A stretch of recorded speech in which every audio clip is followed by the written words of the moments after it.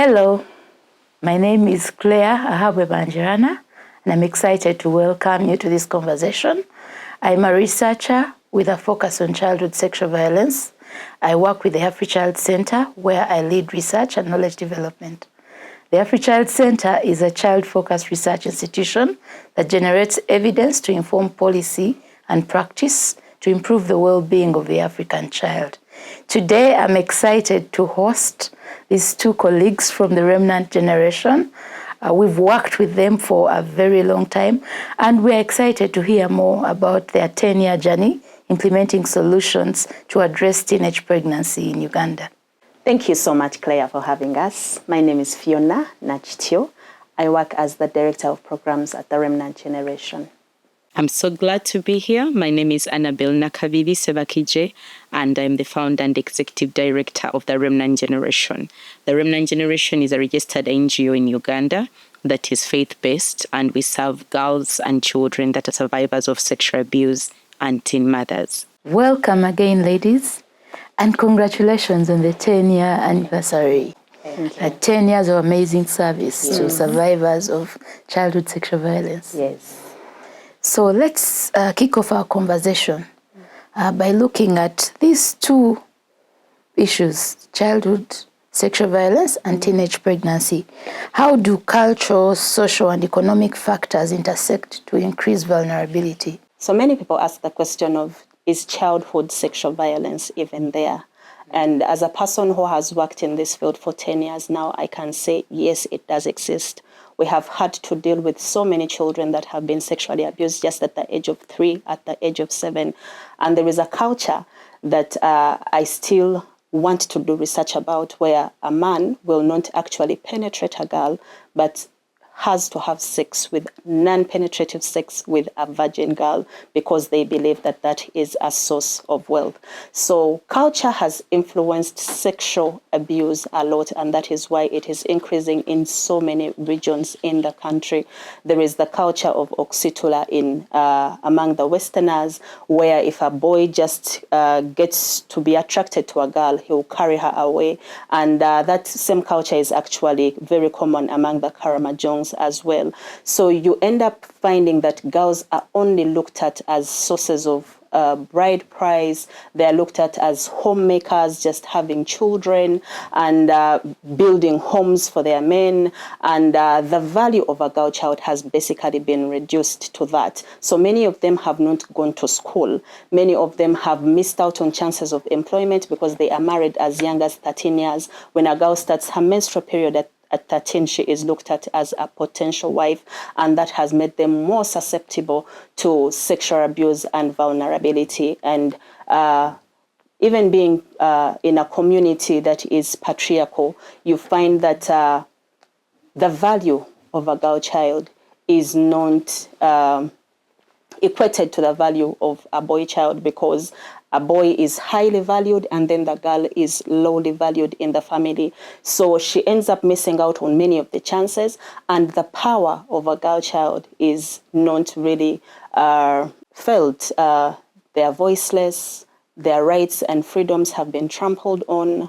They basically cannot express themselves to fight for this, and society has continued to abuse them, and many have ended up becoming parents at such a young age with very absent fathers, because these men actually end up marrying more girls. We had an experience recently where girls were sharing that a young man can actually have 7 young girls of between 13 and 17 years. So you realize that girls are very vulnerable to sexual abuse and teenage pregnancy. Thank you for giving us a very insightful dive into the many factors at play to increase vulnerability of girls to sexual violence. Ms. Annabelle, based on your experience having served thousands and thousands of young teenage mothers, what would you say are the long-term impacts on survivors, and how can organizations center survivor voices in response strategies? Thank you so much, Claire. I want to respond to that question from an angle of us being a survivor myself. The reason why, in the first place, we have the Remnant Generation is because I'm a survivor of sexual abuse and child marriage. And even when having experienced that in my personal life, I had gotten second chances to go back to school. Time came when the trauma and the pain and the silence that I had to carry for all the years, I couldn't bear anymore. And I had, planned to actually take my life. And when I was able to find some form of help that was very vague, but, scattered help, but I got support and I was able to pull through the trauma and the experiences of my early childhood abuse, I realized that most of the programs around that we are focusing on helping girls and also boys, but mainly now we are talking about girls that are survivors of abuse and teen mothers, we are looking mainly at just responding to the physical needs. They need food, they need clothing, maybe they need medical care, but they didn't actually, many of them, because they didn't have lived experiences, there wasn't a program that was holistic enough in embracing the real challenges that survivors go through. Now, one of the things that happen is that when a girl has been abused as a child, you lose your sense of worth. You do not know, you no longer understand who you really are. So when you sit in a room and they talk about virginity and how it is beautiful, and they talk about abstinence, but then you know that you lost yours involuntarily. So then you don't know, who are you? Are you a virgin? Are you promiscuous? What are you? When they talk about rights, and how you need to speak up and all of that, how do you respond to that? I remember one time sitting in a room where they were debating about youth development programs and women development programs. And when I talked about teenage mothers, they said, no, they are neither youth, they are neither women. So even identity within society, when they're clustering programs and in mainstreaming, where do these young women fall? They are not women, they are not children, So that whole loss of identity is not just on an individual level, but it's also loss of identity in mainstream programming. There is issues of stigma. When you're walking around and you know for sure that sometimes in the family you're looked at as a failure and you don't want to be associated. Your friends don't want to associate with you because you will cause bad manners. There is the social support systems are broken. When a girl is pregnant, it's like it's a permanent life sentence to failure, where you drop out of the school system, you drop out of the church, you drop out of normal age mates do not want to play with you because now you no longer feel like you belong. So you don't have social capital. You lose opportunities. When we look at employment, no one wants to employ a pregnant, even for being a housemaid. When they first ask you, is she pregnant? And if she's pregnant, then she loses opportunities, basically, in terms of economic participation. You lose opportunities of education. You lose opportunities of social engagement. And so now that takes away from the potential, the gifts and the talents and the abilities that these girls have, which has a lasting implication. We can talk about mental health issues as well, right there. We can talk about the complications that come with their health care that are lasting. When you have we have had children that we've had to have reconstructive surgeries that would have damaged them for the rest of their lives.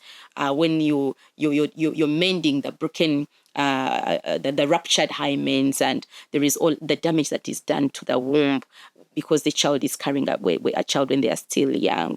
So all those impacts affect their long-term. Some of them are really long-term and they're irreversible, that affect the girls. And centering the voices of these girls is very, very important. Not looking at them just as takers and beneficiaries, but as active participants in their own healing journey and understanding that they understand their pain.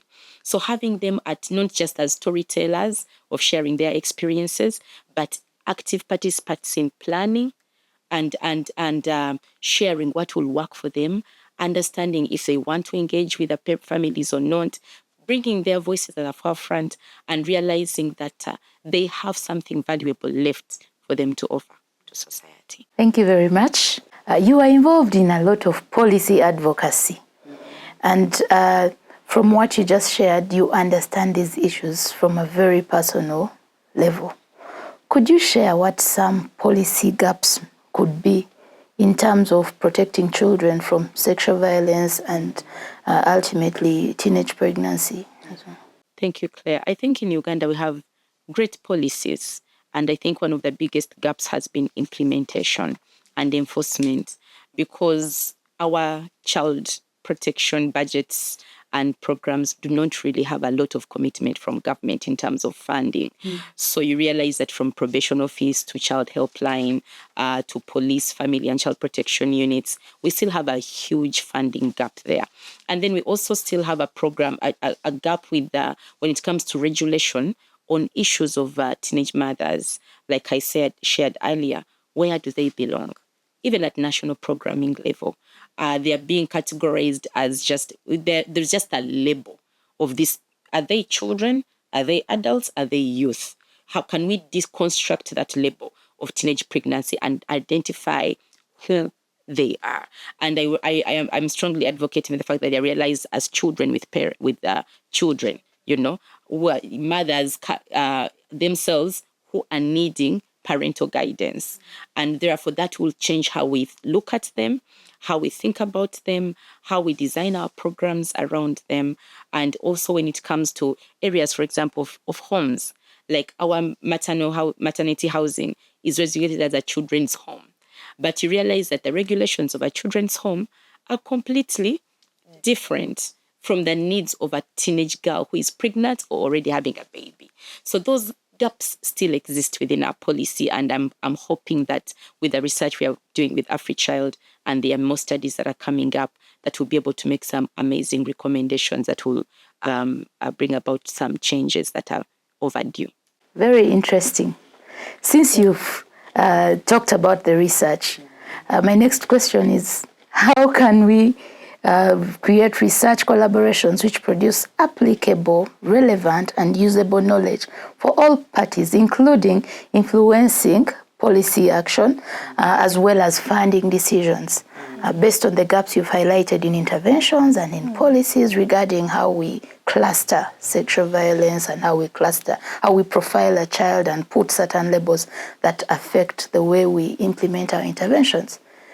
To the both of you, how can we create strong collaborations that generate applicable, usable knowledge that can influence these decisions for good? One of the things is the dissemination of the research that I'll give an example of the recent one that you just finished on the 3RT model. While disseminating it, we need to invite different key players from the justice sector so that they get to know that this is an issue that really needs to be dealt with. These girls need justice and perpetrators brought to book. Having the health sector there so that they get to know what kind of health services, health programs need to be drawn to address the needs of the teenage mothers and their babies. Having the education sector in there. Recently, the National Teenage Mothers Re-Entry policy was drawn, but we realized that it was ineffective because there had not been any measures that were taken prior. So just to inform the redesigning of that strategy to see how best we can redesign it now that there are girls that have gone back to school, they have experiences that they can share, and this research has been done and you have heard from them. So sharing that knowledge with them to redesign these strategies is something that is equally important, and also inviting some of the donors into those rooms to know where exactly are the working interventions and how best can we work together to see that we are not only solving the problem in Uganda, but worldwide, because teenage pregnancy is a worldwide problem. Thank you very much. Dissemination, inviting multi-sectoral stakeholders. Yes. Who else needs to be in the room, and what else can we do to strengthen our collaborations to see impact for children? The girls need to be in the room.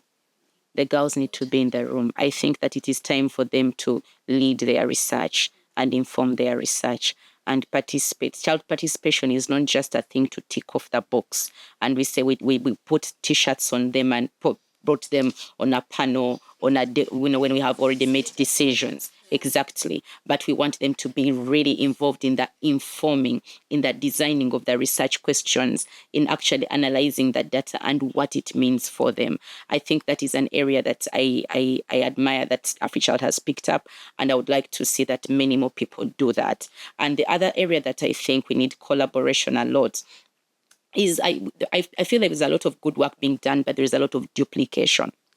It is high time that we come into the same room as CSO, as faith-based organizations, as government, as for-profit and non-profit organizations and donors, to actually have conversations of what are the priority areas, because every donor, now lately research is being tailored to the donor interests, but are those informing actually what we want to see in society?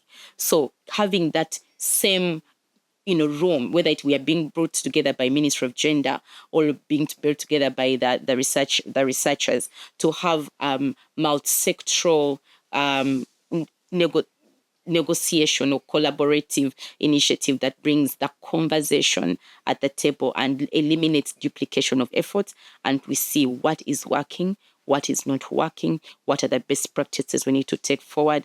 I think we also need to take out the politics from the issues concerning our children and teenage pregnancy or any other interventions, to make sure that we care for the human in their fullness, in the wholeness of their and the uniqueness of their needs. And that will greatly improve how the results of our research and studies impact how we practice and design programs. That's very powerful, the issue about bringing girls into the room. Thank you both for sharing such powerful reflections on matters that are very close to your hearts, but to many of us. To everyone out there, you know a girl who has been pregnant, or you've heard of them, or you've seen them on the news, or read a newspaper, or know someone who knows someone who has had a child. As a child, these issues that we are discussing today concern all of us. It's our duty to protect the future of our children. So plug in, get involved, find out what you can do to support the cause of protecting children from abuse in this country.